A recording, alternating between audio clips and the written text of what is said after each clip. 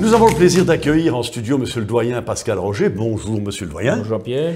Bonjour. Alors vous venez nous faire le bilan des 24 heures pour le Seigneur que nous avons vécu le week-end dernier. Un temps fort placé sous le signe de la miséricorde, du partage et de la prière, avec une belle diversité de propositions spirituelles. Alors comment avez-vous vécu et perçu cet événement? Quels échos vous sont revenus?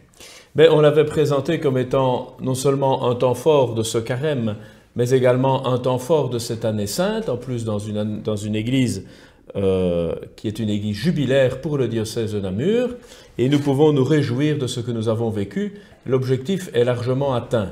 Le gage de la réussite de ces 24 heures a certainement été d'impliquer tous les groupes et tous les mouvements de l'unité pastorale. D'abord, ça nous a permis de prendre vraiment conscience de la belle diversité que nous avions, et puis en même temps donc de donner à chacun, selon sa sensibilité, la possibilité d'offrir un temps de prière, un temps de méditation aux participants qui ont été nombreux. Mais alors, parmi tous ces temps forts des 24 heures, y a-t-il un moment qui vous a particulièrement touché ou qui a marqué particulièrement nos participants?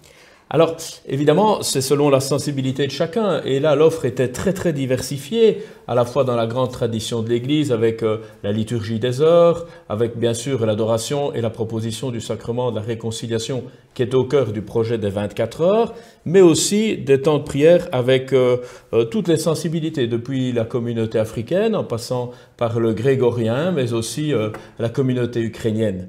Personnellement, ce que j'ai vraiment beaucoup apprécié, c'est le vendredi, où nous avons débuté à l'église Saint-Donat, avec un bel enseignement de sœur Marie-Jean, puis une très belle prière dans l'esprit de Thésée. Puis nous sommes descendus en procession jusqu'à Saint-Martin, où là on est entré d'emblée dans la dynamique de l'adoration. Je dis bien dynamique parce que c'est une dynamique intérieure, avec un temps d'adoration méditée, alliant quelques paroles de méditation, alternant quelques prises de parole, et des morceaux de musique classique, flûte traversière et violoncelle, et puis l'entrée dans ce beau silence qui inaugurait une nuit particulièrement intense. Je dois dire que personnellement, j'ai beaucoup apprécié ce moment-là. Et est-ce que vous avez eu l'occasion d'observer des fruits de tout cela, des bouleversements chez certains participants ou des surprises par rapport aux propositions qui ont été faites? Plusieurs fruits, bien sûr, parce qu'il y avait également de la convivialité, et donc l'occasion tout au long de la journée d'aller se restaurer, prendre une petite tasse de café, des gâteaux offerts par des gens de la paroisse. Et là, on sentait une joie vraiment présente, un grand bonheur de vivre ce moment-là. Et puis l'émotion de beaucoup à la fin des 24 heures, notamment à la sortie de l'Eucharistie, où il y avait presque une certaine tristesse que ça se termine, quoi. On avait envie que ça se prolonge encore. Et certains m'ont dit, il faut renouveler cela plus souvent. Ça nous donne vraiment un tonus spirituel. Un autre aspect, on sait que l'Église jubilaire de Saint-Martin a dans ses, je ne vais pas dire ses obligations, mais dans ses attributions d'assurer un service de confession, de réconciliation. Ce fut aussi un temps fort à ce niveau-là. Ah, ça, on peut le dire, hein.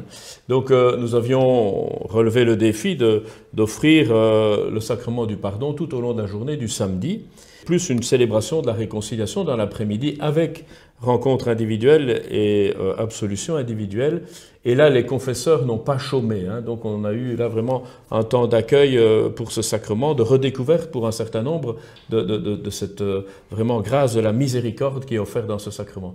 Certainement un accent de ces 24 heures. Magnifique. Eh bien, merci Monsieur le Doyen. Merci beaucoup en tout cas d'être venu nous partager cet enthousiasme qui ressort de ces 24 heures. Et puis, on l'espère, à très bientôt pour à nouveau ce même genre d'aventure. Bien volontiers.